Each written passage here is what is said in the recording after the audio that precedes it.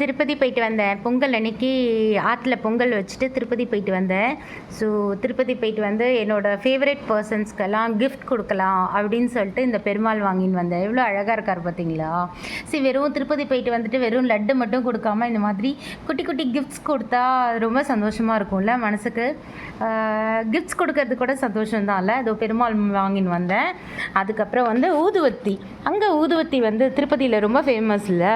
அந்த தேவஸ்தான ஊதுவத்தி ரொம்ப ஃபேமஸ், ரொம்ப வாசனையாக இருக்கும். ஏன்னா அங்கே பெருமாளுக்கு அந்த போடுறால பூ, அந்த பூவெல்லாம் வச்சு தான் இந்த ஊதுவத்தியே ப்ரிப்பேர் பண்ணுறாங்க. ஸோ அவ்வளோ வாசனையாக இருக்கும் இந்த ஊதுவத்தி.